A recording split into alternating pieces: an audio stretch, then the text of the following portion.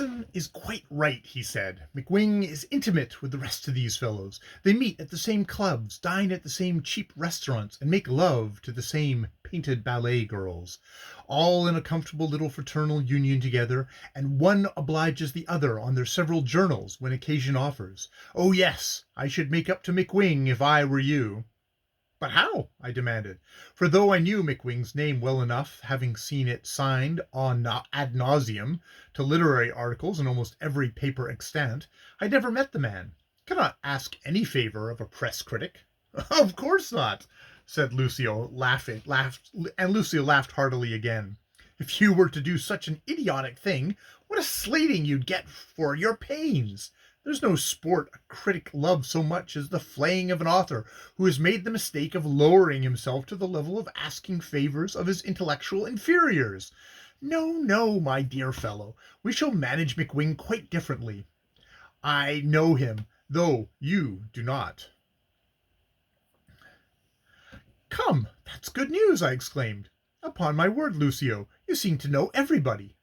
I think I know most people worth knowing, responded Lucio quietly, though I by no means include Mr. McWing in that category of worthiness. I happened to make his personal acquaintance in a somewhat singular and exciting manner.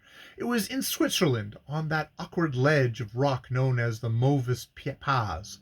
I had been some weeks in the neighborhood on business of my own, and being sure-footed and fearless, was frequently allowed by the guides to volunteer my services with theirs. In this capacity of amateur guide, capricious destiny gave me the pleasure of escorting the timid and bilious Miss McWing across the chasm of Mer de Glace, and I conversed with him in the choicest French all the while, a language of which, despite his boasted erudition, he was deplorably ignorant. I knew who he was, and I must tell you, as I know most of his craft, had long been aware of him as one of the authorized murderers of aspiring genius. When I got him on the Mauvaise Pass, I saw that he was seized with vertigo. I held him firmly by the arm and addressed him in a sound, strong English, thus: Mr. McWing, you wrote a damnable and scurrilous article against the work of a certain poet, and I named the man, an article that was a tissue of lies from beginning to end, and by which its cruelty and venom embittered a life of brilliant promise and crushed a noble spirit. Now, unless you promise to write and publish in a leading magazine a total recantation of this your crime when you get back to England, if you get back, giving that wrong man the honorable mention he rightly deserves, down you go. I have but to loosen my hold. Geoffrey, you should have seen McWing then. He whined, he wriggled, he clung. Never was an oracle of the press in such an unoracle position. Murder! Murder! He gasped, but his voice failed him. Above him towered the snow peaks like the summits of that fame which he could not reach and therefore grudged to others. Below him the glittering ice waves yawned in deep transparent hollows of opaline blue and green, and afar off the tinkling cowboys' bells echoed through the still air, suggestive of safe green pastures and happy homes. Murder! He whispered, gurgling. Nay, said I, 'tis I should cry murder, for if ever an arresting hand held a murderer, mine holds one now.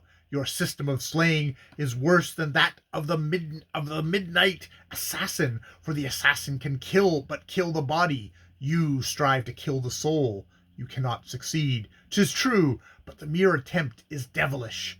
No shouts, no struggles will serve you here. We are alone with eternal nature. Give the man you have slandered his tardy recognition, or else, as I said before, down you go.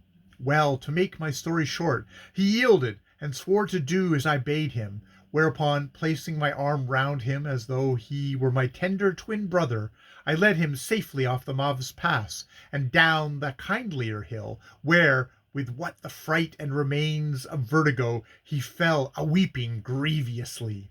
Would you believe it, that before we reached Chantemoux we had become the best friends in the world?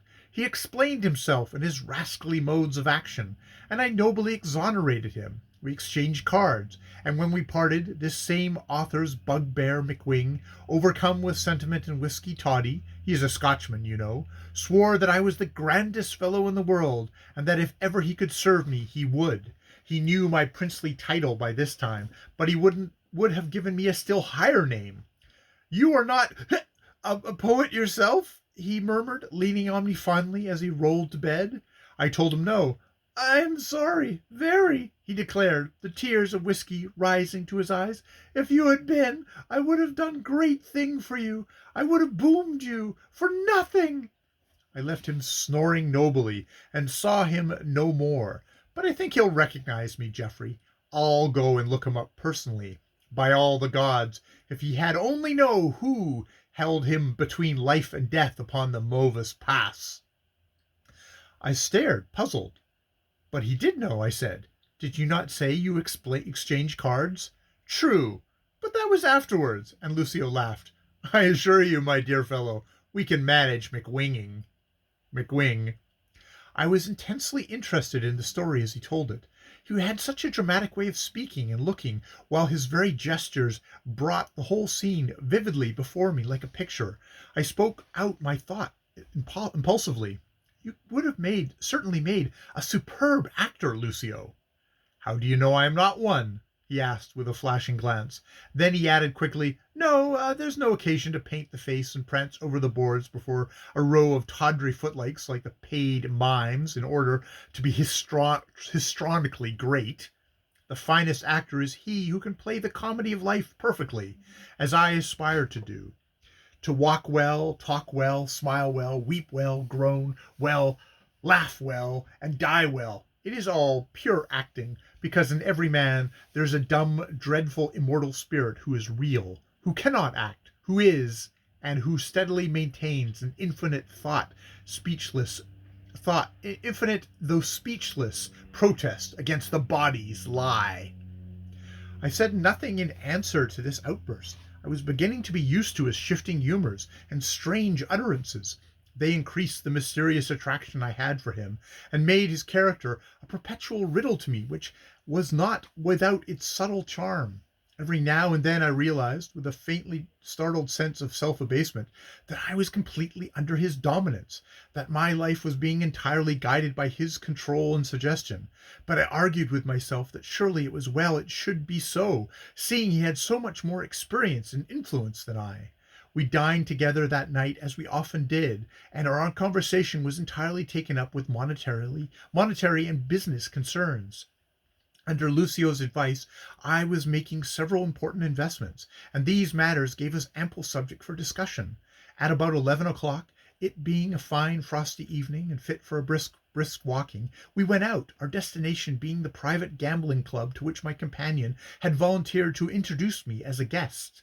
It was situated at the end of a mysterious little back street, not far from the respectable precincts of Pall Mall, and was as an unpretentious-looking house enough outside, but within it was sumptuously, though tastelessly furnished.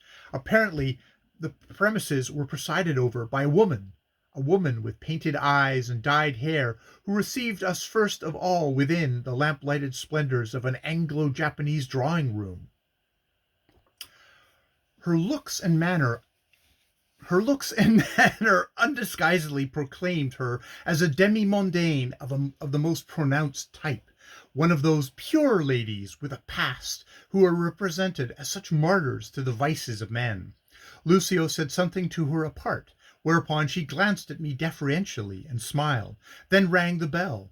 A discreet-looking manservant in sober black made his appearance, and at a slight sign from his mistress, who bowed to me as I passed her, proceeded to show us upstairs. We trod on a carpet of the softest felt. In fact, I noticed that everything was rendered as noiseless as possible in this establishment, the very doors being covered with thick baize and swinging on silent hinges. On the upper landing, the servant knocked very cautiously at a side door.